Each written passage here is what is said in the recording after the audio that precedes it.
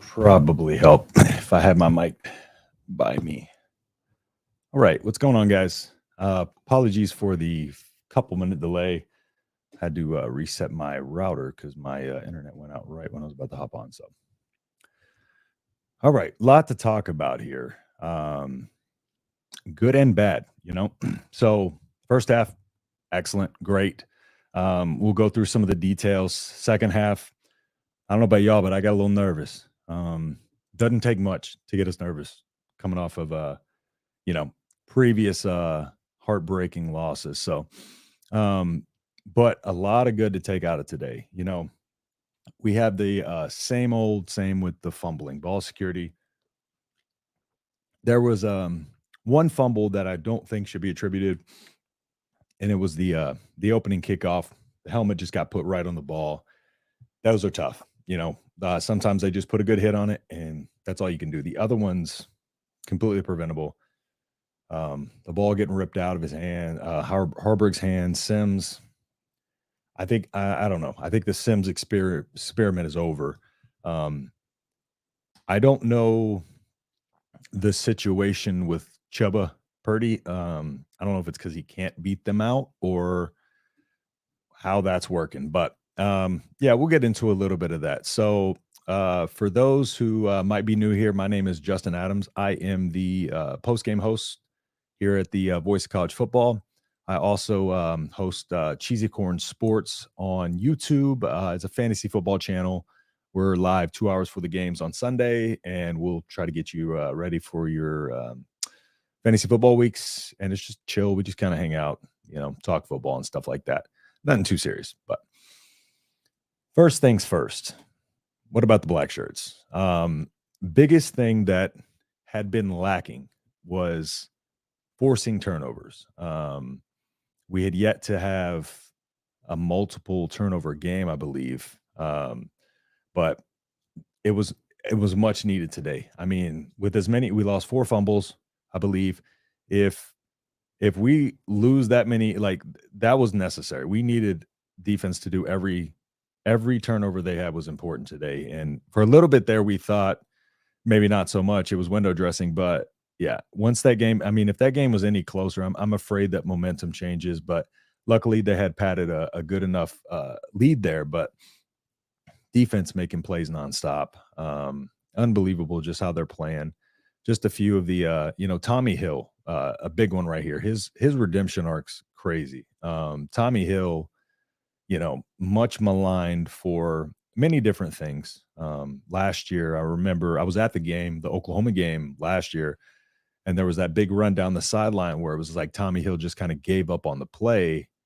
And at that point, I thought he was checked out. And then coming into this year, he struggled a little bit out of the gates. He made mistakes this season. So thought maybe it was a whole lot of the same, but 2 huge interceptions today. The pass breakup, he's making plays. So Tommy Hill coming out and playing the way he did is super, super, super encouraging going forward, because we need all hands on deck, especially if right now the secondary injury wise is okay. We had the one injury, but we're going to need depth there. We're going to need guys that step up and make plays. So it was really good to see Tommy Hill get in there today.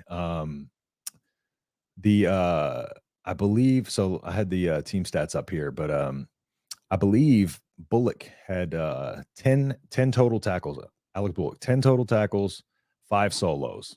So excellent game from him. Phelan Sanford, he was all over the field.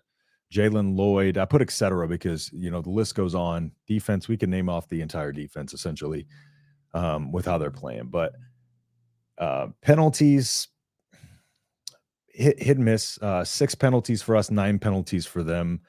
I believe it could have been a lot more penalties for them. There's a little bit of dirtiness going on in that game, especially there at the end. I don't know. I just felt like Ryan Walters had their team a little bit angry, so to put it, because he's angry.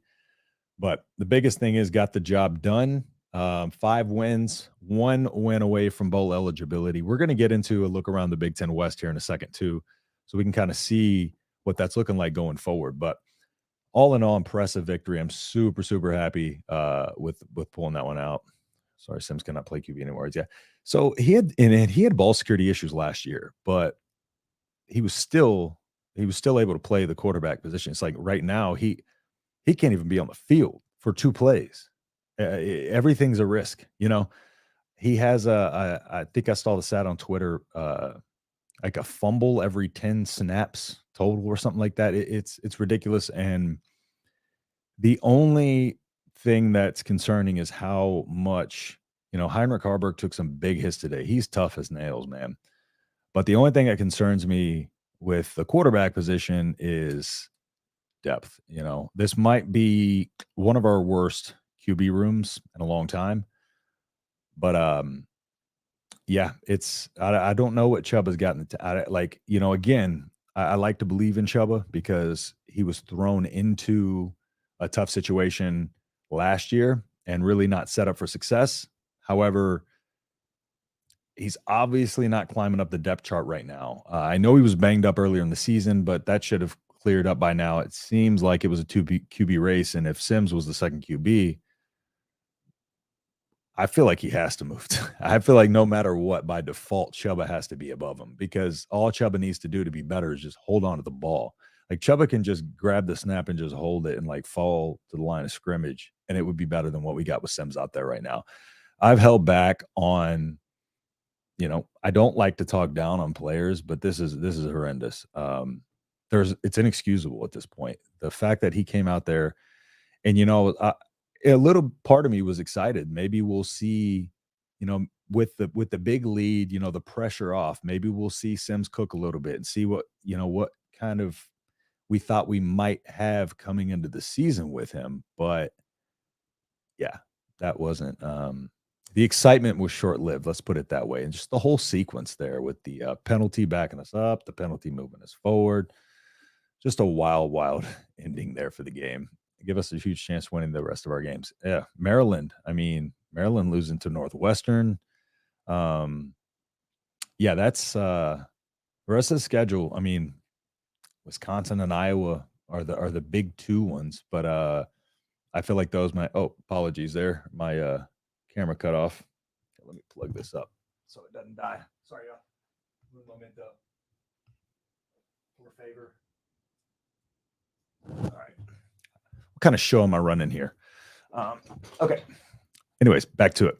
Yeah, I agree. The good thing is controlling our own destiny is always nice, and we're stringing wins together. I will say that the energy today was the most energy I've probably seen in that stadium and on that sideline and just in general all season, which is a good sign because last week kind of looked a little bit nonchalant, a little bit dejected, almost like we're winning, but we're not winning like any hearts out there by the play on the field. We're not winning the eye test. But today, man, was a great game. Rebound again, just a little slip up towards the end there with Sims coming in, but that is what it is. That's your backup quarterback, so I'm not too concerned about that. The big thing was the fumbles, and at this point, the fumbles are probably just part of it until we get to the offseason. We start working on ball security. That stuff should have already been dealt with. And if it's not at this point, I think it's something we might just have to prepare for. And thank God we got a good defense, right? When I play Chuba. See, this was my thing. And who knows? He may get asked about it. Matt Rule might get asked about it, but there something there with Chuba that just isn't what they like in him. I don't know how Sims can still be ahead of him on the depth chart. It's probably an or. Yeah, they probably have it as an or, so they don't like Sims or Chuba, but obviously it's Sims. But I think, yeah, we definitely need to get Chuba some reps because we haven't seen him in live game action since he was thrown to the Wolves kind of last year. Well, he stepped in for the Colorado game for like a play, but Sims to succeed so badly. Yeah, I agree. I think Matt Rule did so many things right this offseason, but the one thing that he needed to get right the most was who he picked as his quarterback, and he missed that.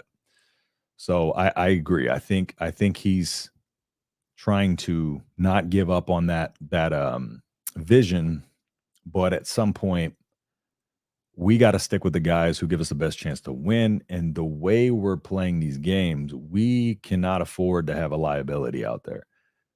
We have enough with the turnovers. We can't afford to have somebody who has ball security issues out there. Look at Anthony Grant. I mean, Anthony Grant still, getting 5, 6 touches. Interesting there too, but Emmett Johnson, Mr. Football, as he was known in high school, just an excellent game here. Thought I had his stats up here somewhere, but one thing I did want to point out defensive wise, so Purdue's totals 195 total yards, 99 passing, 96 rushing, as they pointed out. Our first win holding to the opponent under 100 passing and rushing since 2012. Of course, we did it with Minnesota, I believe, but we lost that game. How much would we like to have that game back now?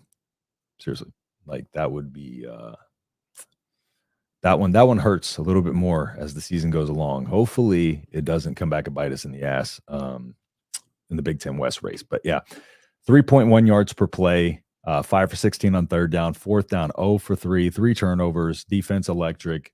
What about our defense in short yardage situations? How long has it been since we've had a defense this good in short yardage situations and been confident in short yardage situations? So another interesting thing about Satterfield, he was in the press box today. So I think we need to keep him in the press box because it looked a lot better from up there, didn't it?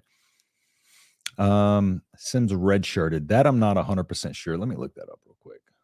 Let me fact check. Believe so, but I'm not 100% sure.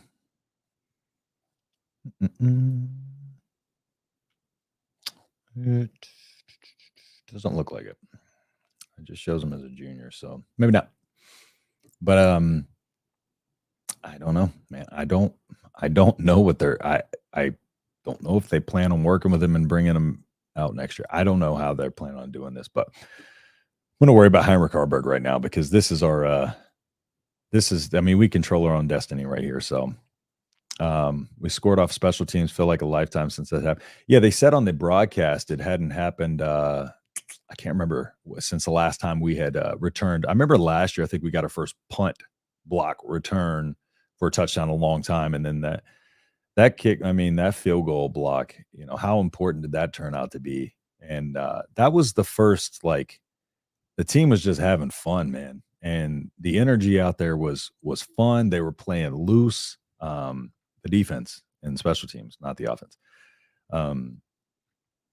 But it was good to see. It's nice to see all of these players bought in. The way that they attack the football, the way these guys go through blocks, the energy that they play with is making all the difference right now. The way they get hats to the ball, every time we stand up a ball carrier, you got 5, 10 hats coming over, as many as you can get to that ball. Everybody's jumping on it. It's impressive to watch. It's fun to watch. And I firmly believe defense is the harder unit to build and sustain. So the fact that the defense is good, the offense can be fixed. But I think we saw a lot of good from these guys on the offense. Jalen Lloyd, redshirt freshman Emmett Johnson. So young guys stepping up into their roles and they're getting experience and they're getting better. I mentioned that on Tuesday's show. I think it was Tuesday's show or last week's post game. But I mentioned I think as the season goes on, these guys are just going to get better and better, and I think it's going to turn out to really work in our favor that we have Wisconsin and Iowa later in the season. Maryland was concerning, but Northwestern beat Maryland today, so I know football math doesn't always work out that way. But let's see, Kalen, a 4-game backup redshirt next year. Yeah. Kalen's going to be interesting when he comes in here. I love Kalen's energy, though. He wants to be out there. He wants to go win. So play for some all. Hey, credit to the O-line today, though. How big were they? I think we had two of our starting offensive guys out there, and it was they did their job. I mean, they did a damn good job. I'd be interested to see when the PFF grades come out to see just kind of what kind of pass block, run block grades that they got. But I think we got to give a lot of credit to Raiola with the offensive line because the improvement has been clear from last year to this year. But yeah, we definitely need to go get some offensive linemen right now to shore this thing up because I don't know how many we got left.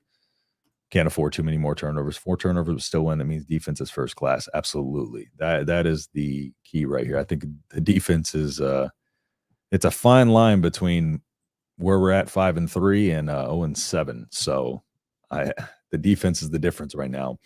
And like I mentioned earlier in the show, Kyle, like the 4 turnovers, the reason we were able to still win is because the defense forced multiple turnovers finally.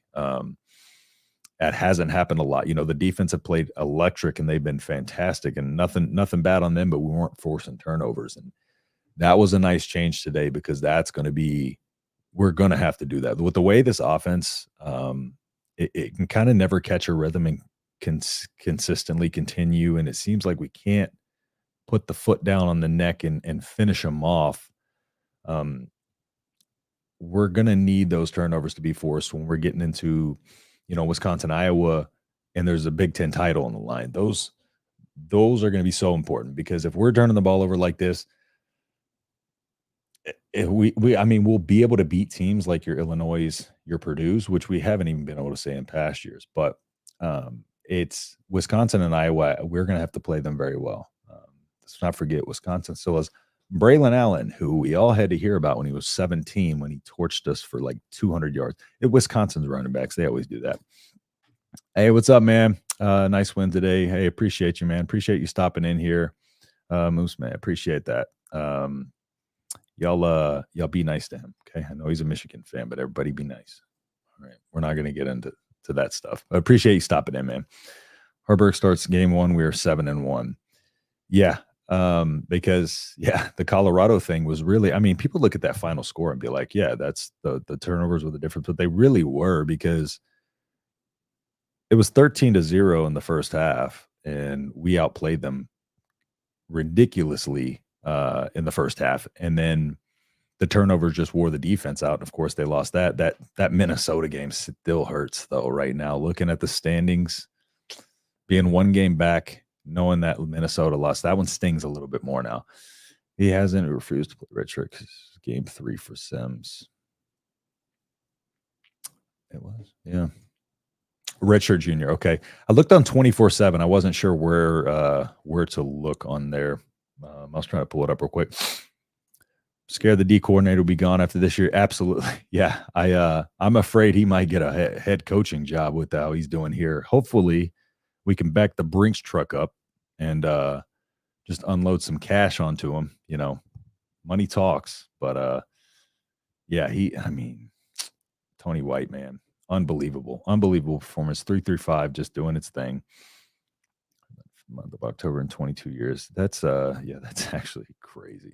Some of these numbers, looking at some of these, I'm like, damn, it really is depressing because like last conference championship 1999, last winning season 2016, also last winning season 2016, also the last time we won the turnover margin for the season. So correlation equals causation. This season might be a unicorn, but that is a clear indicator right there of wins and losses. If that stat doesn't tell you that, all right. Double-edged sword because we've tried milk clock basically shortens the game for our defense. Yeah. Milk on the clock too. Like I'm afraid we get a little bit too conservative too soon because I don't know, man. It's the running up the middle didn't seem to be where.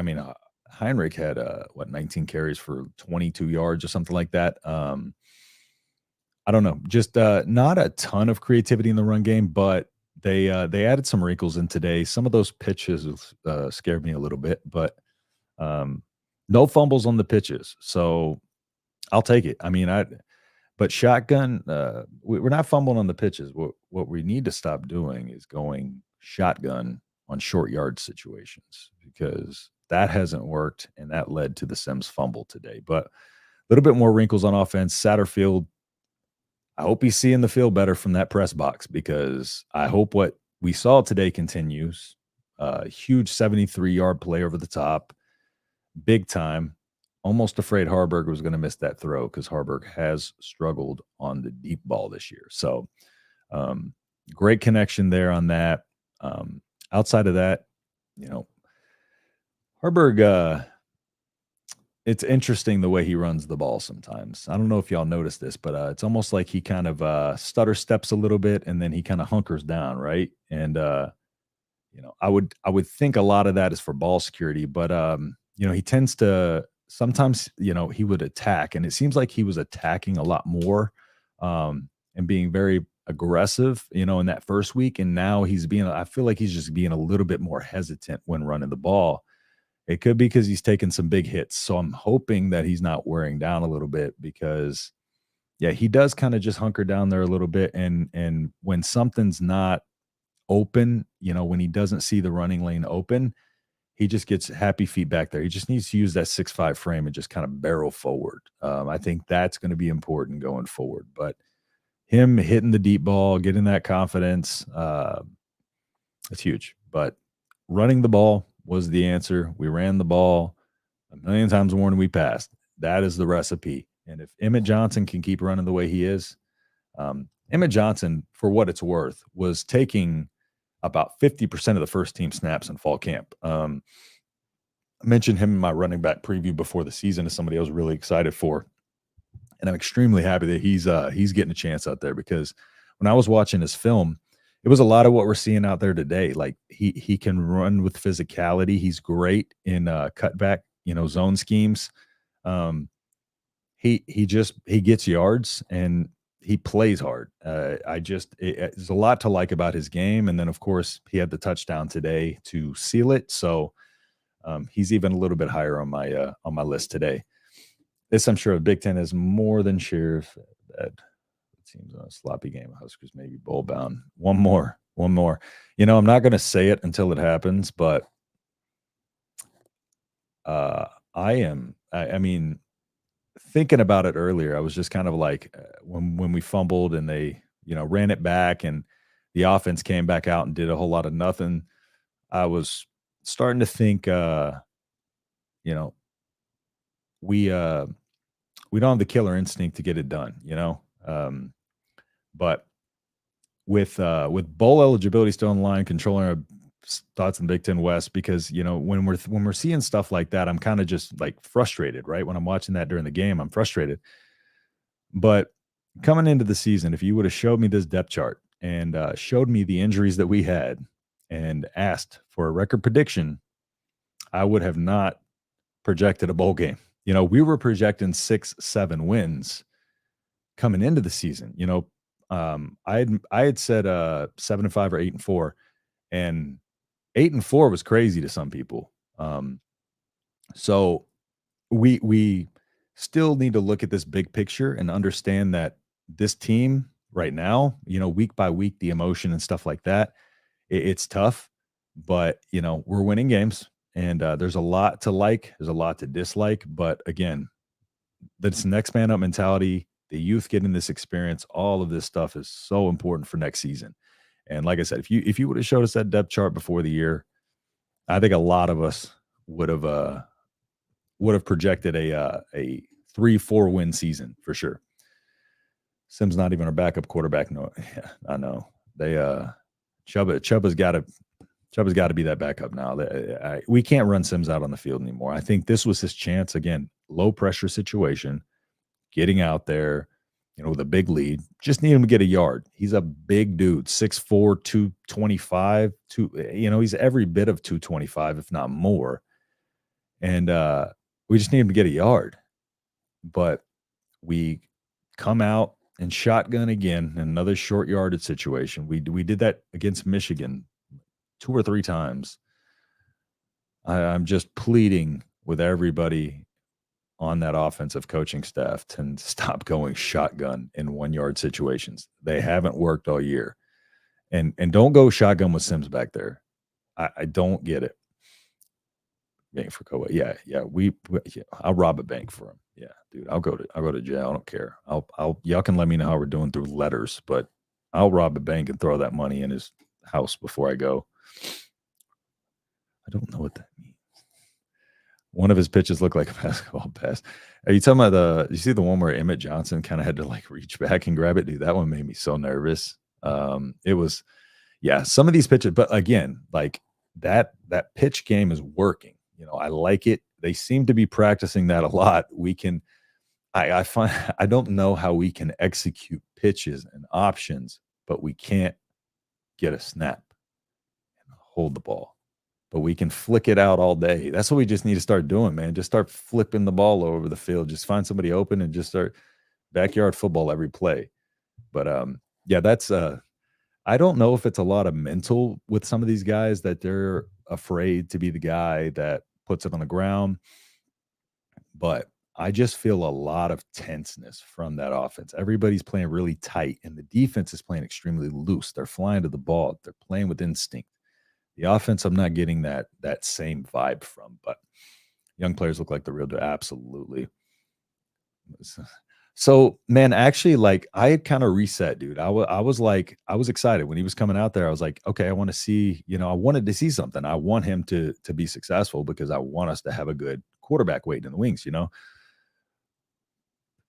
I honestly was not prepared for that. I thought he was going to come out there. Me personally, I'm a glass half full type of guy a lot of the times, but I thought he was going to come out there. I thought he was going to show us a little bit and press. I thought we were going to just run him.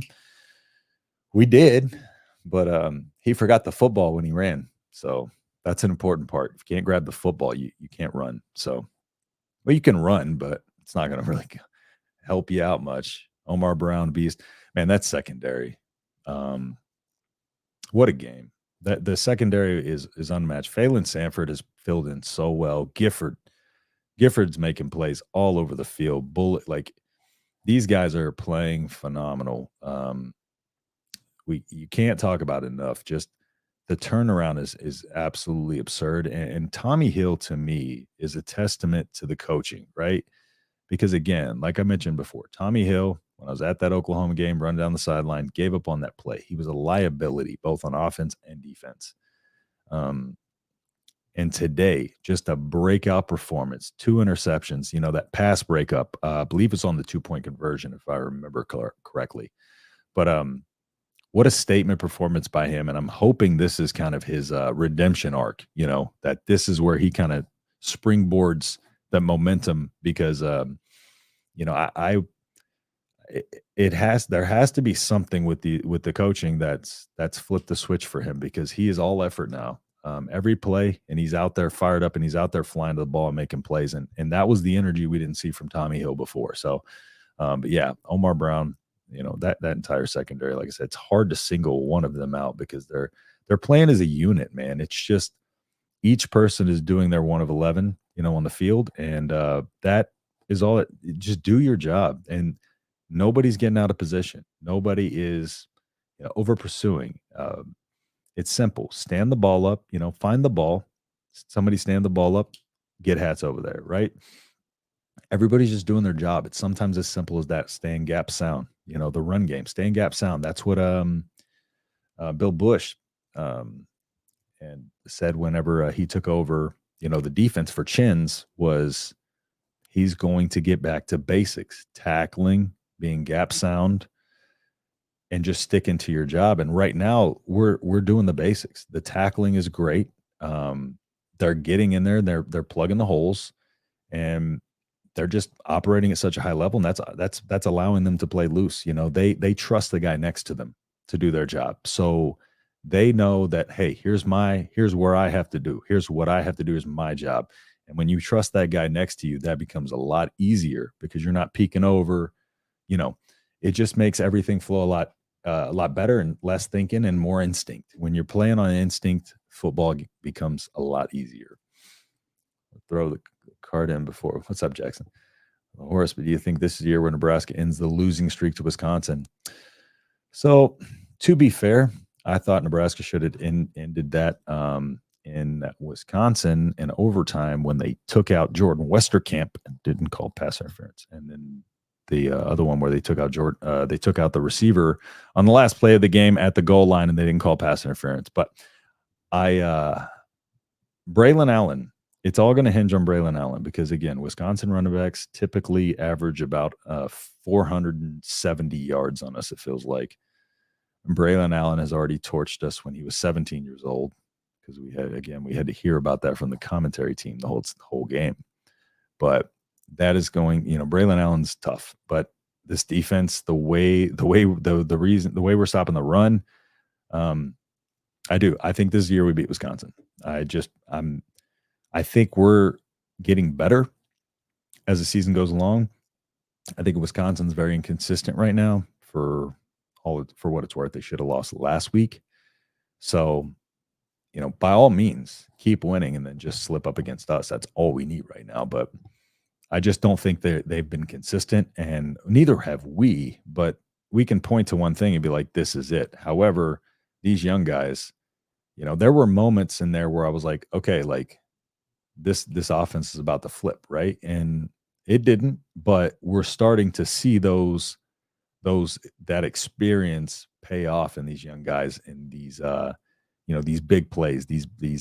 There was a lot of bulk plays in the first half, not so much in the second half. Again, it was a tough sled in there in the second half, but pistol's the formation to go with. Yeah, they just got to keep it tight. Like, again, last week, that play we scored on where they brought everybody down, and he said Tom Osborne had told him about that play, to run that play. And I just think, we need to just stay out of shotgun whatever we do. Nebraska has a hard time on the road. Hope they bring the same energy next week at Michigan State. Yeah. Michigan State, I'm not too concerned about them, but still have some saltiness from that last Michigan State game. Yeah, that was not fun. But yeah, they need to keep this energy. You're absolutely right, especially the defense, because again, we need to force turnovers and multiple turnovers per game. We have to be able to keep up with the offensive turnovers, as weird as that sounds, or else these games are going to start slipping away. Again, the Illinois game, okay, they made a bunch of mistakes too. Purdue, probably just a better team. We're better than Illinois too, Northwestern, these teams, but again, the Wisconsins, Iowas, those are going to be the tough ones. And we can't just drop one of these to like a Michigan State or something like that. We're not quite in a position to where we can overlook anybody. We're not that good yet. We're not there yet. So how the hell did Minnesota beat us? Oh yeah. I was in the middle of saying Sims in my head when I was reading that comment. Yeah, so it was weird. At the beginning of the season, I was like, okay, well, we're not going to be competing for the Big Ten title. We're not going to be competing for the Big Ten West most likely this year. So I was like, this one probably won't hurt us too bad when it's all said and done. Now it's starting to hurt. That Minnesota loss now is starting to hurt. That may have been just me coping back then, but it's starting to hurt now. And like I said, hopefully it doesn't matter in the grand scheme of things. We can take care of business, but that is looming large right now when you're looking at the standings. Absolutely. Michigan, if they don't steal our signals. Hey, I'm gonna stay away from that one for now. No, but Michigan, hey, that stuff going down in Michigan right now is crazy. Private investigator, like, turning all this stuff over. It's wild, man. Wild. But I'm gonna stay out of it because typically when I speak up and start talking trash, it turns out that none of it happened, and then I look like an idiot. So I'm gonna keep my mouth shut on this one. Turnovers are big. If we play the better team, probably lose today. Yeah. Wisconsin won't run the ball the way they used to. New coach wants the air raid to work. Yeah, that's part of what doesn't make sense to me. Like, I understand, but I just feel like they have a stud running back, right? I don't feel like you have to come in and reinvent the wheel, if I was them, but I'm cool with it. Keep doing your air raid stuff. That way, you won't run for 500 yards on us. But I think that's the reason for their consistency. Like, they just don't have the the personnel for it. They don't have, they're just not. That's not their normal style. So, but run the air raid against us. Throw the ball up in the air. I want, we got Tommy Hill out there playing center field. I hope they air it out. That'll work in our favor. So, Big Ten officiating the worst in the country. I'm just watching. Yeah. So, do y'all agree with me that the game got a little dirty there, or the game was pretty dirty throughout? I feel like from Purdue's side, but I attribute a lot of that to physicality. But there at the end, I'm wondering if that has anything to do with the old Ryan Walters situation. Because Ryan Walters still salty from taking that big hit when they played Nebraska. I saw that on Twitter the other day. Pretty cool to relive that. Minnesota will lose to Ohio State. The fact they slipped up against Northwestern will hurt them. Nebraska should be able to win out the rest of the schedule, especially against Maryland. Maryland was the one team I was scared about because dynamic QBs scare the life out of me. But I don't know what's going on there, man. They checking that Northwestern score. I kind of popped in there for a second, but mainly saw Northwestern on offense. If anybody can tell me what happened in that game, that what got into Northwestern, like their quarterback, I looked at his numbers about midway through the game, and dude was crazy good. I mean, it's good to see because that makes our win against them look better. I'm just curious if Maryland is just not it right now. Like I don't know how that team just kind of turned over and died like they have right now. So hopefully they don't figure it out against us. But Maryland was the team I was most scared about last week. But again, that has been a little bit thwarted this week. So Maryland forgot to say football after Ohio State. Yeah, that happens. That happened to us too. Shoot. Purdue's coach talking crap all week was a CU fan. Didn't he play for Colorado? I think he played for Colorado. Yeah, because on that he got hit by who was that? It was a run and play out to the right, and we were running. He was on defense, and he just took a shot, and they broke the tackle, and the dude just kind of was walking around like holding his chest. So yeah, he's a little salty. Colorado. What do you expect? But yeah, I think he played there. All right, so got up on the comments a little bit. So we'll go into a little bit more here of our stuff. But first things first, I want to go ahead and give a promo code up here for Ticket Smarter. So use promo code BIG for $10 off purchase of $100, Big 20 for $20 off $300. Like I said, I will not lie to you and say I've used this app recently. I've used it once a long time ago. So I'll vouch for it because discounts are discounts, baby. So go take advantage of that. Again, big for $10 off of 100 or big 20 for $20 off of 300. So shop smarter, ticket smarter. All right. We will continue. Purdue's coach talking crowd. Yeah, I believe so. And just a little bit of a recap. Oops. I am, for those who haven't tuned in before, my name is Justin Adams. I am the host of Cheesy Corn Sports on YouTube. It is a fantasy football channel, 2 hours live before the Sunday games. Come hang out with us there. I'll post a link in the chat. We're actually on Twitch, YouTube, and Facebook now. So I'll post a link there. But this is a stat, isn't it?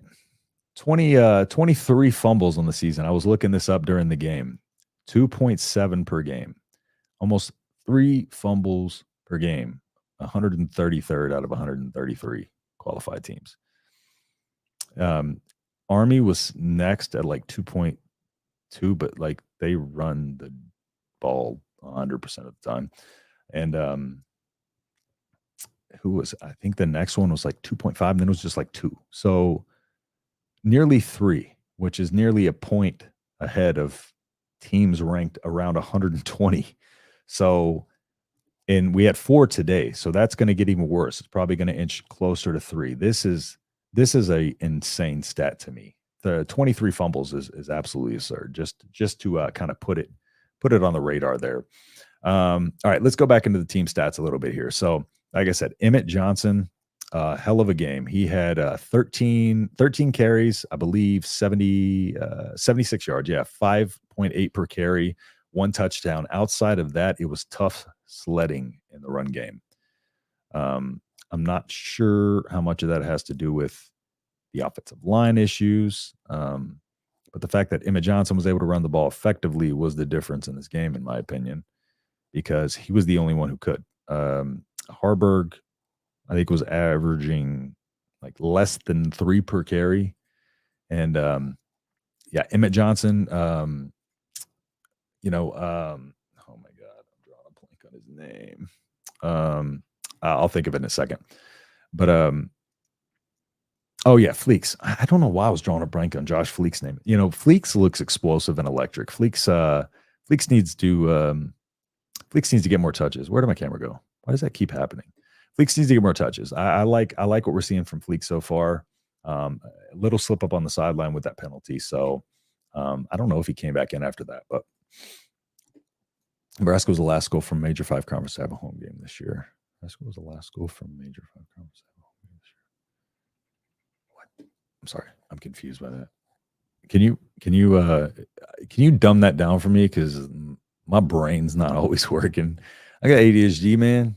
Sometimes my brain can't decipher stuff because it can't think about it long enough. Cameras, I appreciate it, Kyle. Yeah, I was over on the stats and I came back. I don't know why it keeps cutting off. Like it's alive, it's charged in, it's kicking. But StreamYard, man, StreamYard, they won't let me be great here. My Wi-Fi went out right as I was coming into this. Now StreamYard won't let me be great. All right, so I'm curious to y'all's predictions. Do you think what do y'all think are over these last 4 weeks? What do you think our win total or our final record comes out to be? And then do you think we'll win the West? Yes or no? I'm really curious about that because, again, looking at it, very favorable schedule. We control our own destiny, which we haven't been able to say in a long time. So it's nice to say. But what realistically do y'all think will occur there? I'm just curious on that. Looking at the rest of the Big Ten West, pop that back up here. Sorry if my camera goes out. I will try to keep an eye on it. Let's see. Big Ten scores. Washington, man. Washington's not looking too great lately. Oregon looks ridiculous, though. There is that. All right.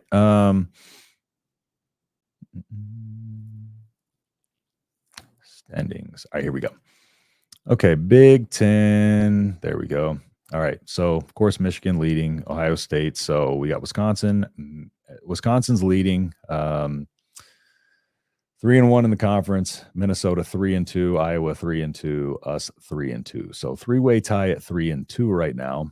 And then Northwestern, Purdue, and Illinois making up the back end of that. It's wild to think Illinois would control their own destiny too if they would have beat us. But so Minnesota, they're not what we thought coming into the season. Minnesota is not too worrisome. 12-10 win over Iowa and then the 27-17 win. I just think that, let me see what we got here. I can see 9-3, 7-5, leaning towards 8-4. Yeah, I'm God, as bad as I want to say 9-3. I think 8-4 is realistic. I think we might drop. I don't think we're going to drop one that we should win. I think it's one of these games that we think, is going to be tough. I think it will be tough. I think it'll be Maryland or Wisconsin. Personally, I don't know why those two teams just stand out to me there. Iowa, I don't necessarily think Iowa's offense can even hang with our offense. That's saying something. Iowa is horrendous offensively. And then they got, Ohio State, Wisconsin. Who does Wisconsin have today? Do they play Ohio State, right? They play Ohio State right now, I believe. And then after that, I'm not sure what their schedule is, but they're playing Ohio State right now.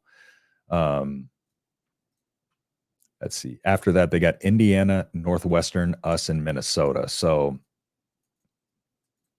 they got a pretty favorable schedule rest of the way, but Ohio State right now, Ohio State needs to take care of business. Ohio State needs to help us out because Wisconsin got lucky and won last week. There's no way we can have that again. But Wisconsin and Maryland scare me.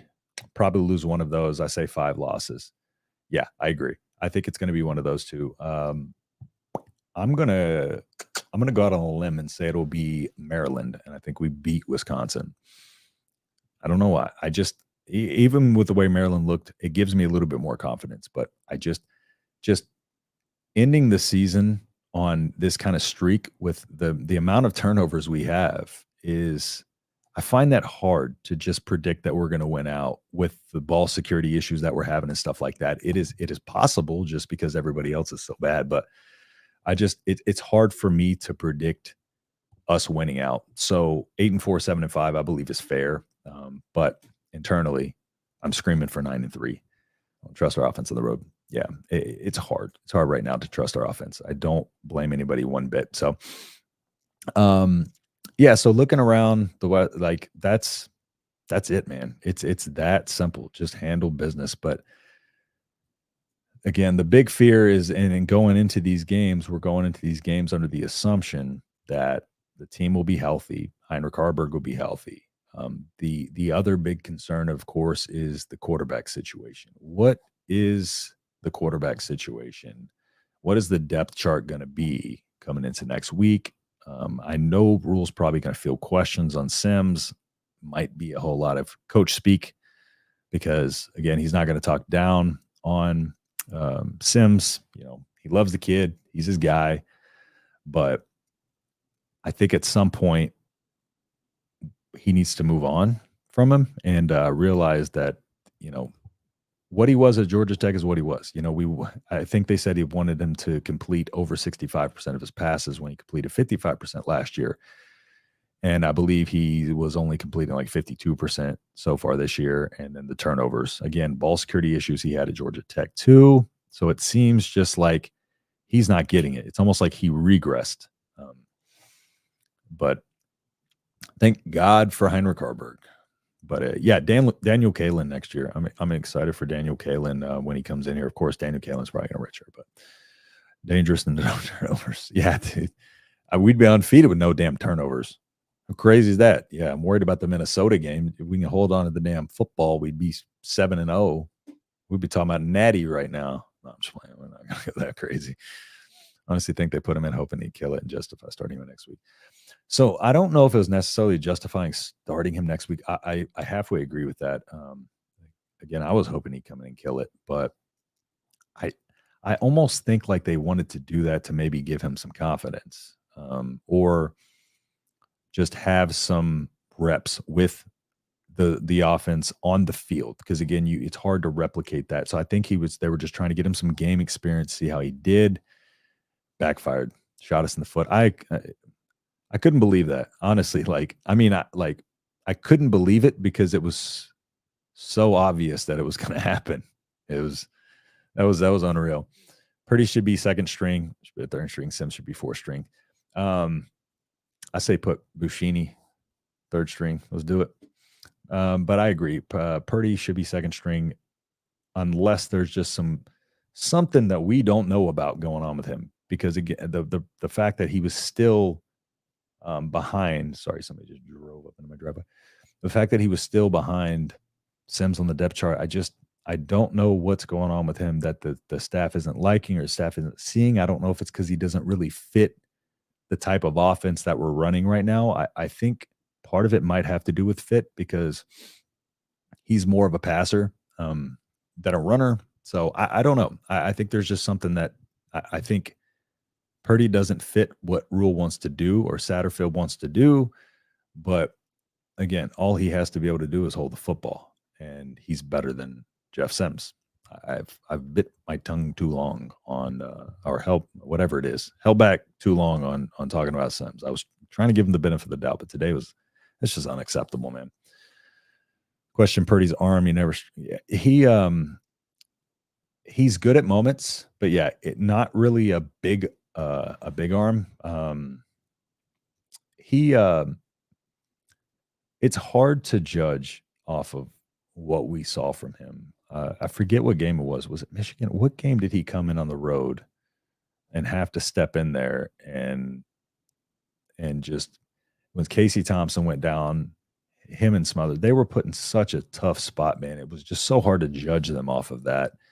It was a I was hoping that we'd get to see Purdy this year. Again, he was a 4-star recruit, guy I worked with, knows his parents, super, super good people. But yeah, I don't know what it is. I don't know. I don't know if it's a lack of confidence in him, a lack of confidence that the coaching staff has in him, or if it's just ability right now. Again, he was banged up earlier in the year whenever Harburg came in. Sims and Purdy were pretty much banged up at the same time, but I don't know. Yeah, put him with the equipment staff. He can carry the helmets now. He shouldn't have one on his head, but he can carry the helmets. Paying Sims so much and want to make big money sitting on the bench. Yeah, I don't know. I think we got to run him out of town at the end of this year. I think we need to make it obvious. We need to move on from him. I hope we go after the transfer portal and get somebody else, because I believe this team has a chance, and as we all do, has a chance to make a huge leap between years 1 and 2. It's not going to happen with Sims. I'm sorry, but it wasn't able to do at Georgia Tech. Comes over here, has time to prepare under the new staff, being coached by them, and it seems to get worse. So I think we just need to nix that and not risk that coming into next year, because, again, we really have to start being able to recruit better, and recruiting starts with winning. We're losing a couple of these guys. We had some decommits, but we got to win. We got to start winning. I know we have NIL money, but still, some of these teams have NIL money and they're winning. So we can't afford to just roll Sims out there and hope for the best. And we got to start rolling some momentum together. Hopefully this defense springboards a bunch of recruits and transfer portal. Got to hit that hard on the offense. But again, super excited about these young guys. Sims is suddenly putting me in there. Yeah, exactly. I mean, I've torn this bicep twice, and I bet you I could hold the ball in this arm better than Sims can. The dude can't even catch the snap. The dude can't even get the ball in his hands to hold it. That's the problem. Sims can't get that. Yeah, what? So with NIL deals, do we have like clauses written in there that, like, hey, if you fumble 37 times, that you don't get no money anymore? We'll fund your trip to your next school, but he won't leave. He'd have to sit here. Yeah, they're pretty liberal with these damn redshirt exceptions, or these exceptions, and getting these guys. But yeah, unfortunately, I believe that's the case. I don't think he'll be going anywhere, but maybe he'll try to go to the draft. I don't know. Put him at running back, dude. Did Bricks commit today? No, I think Bricks scheduled another visit. I think, which is a very good sign.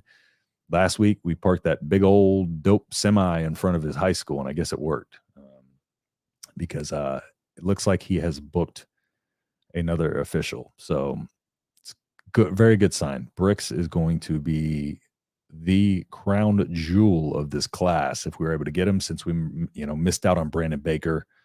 Brandon Baker was one of our top targets, but we've always been a little bit more in on Bricks.